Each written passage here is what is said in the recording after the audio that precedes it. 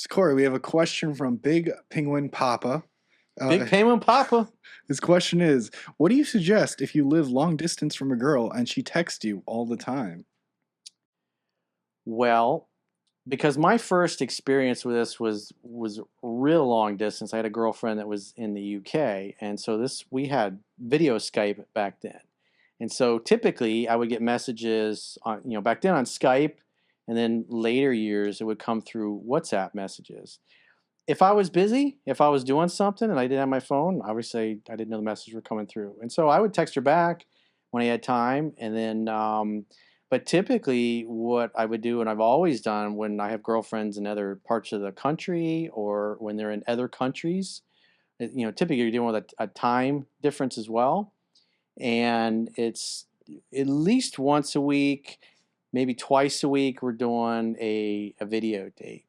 And if you've been together for several years, like we were, it's there's probably 3 or 4 times a week we're doing. She would just video Skype me, and she was always happy, playful, excited to talk to me.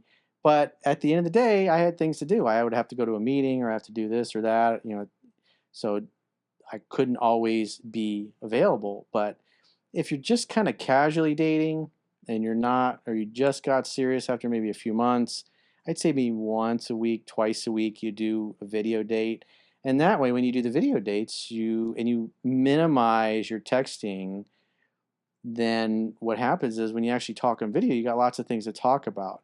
But if you're just in constant contact and you're regurgitating and you're doing WhatsApp and you're giving her a play-by-play of everything that's going on in your whole day, then when you do a video date, you kind of don't have a lot to talk about because you already know each other so well, and plus you know everything that went on in their lives. So there's nothing to look forward to, and you got to have some mystery because once women get bored, just like cats, they go look for another ball of yarn to play with.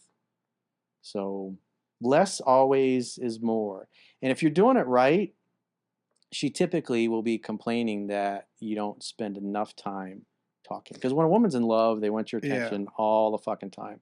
And so if she's upset or she's trying to get you to spend more time or do more Skype or FaceTime video type dates, that's a good thing.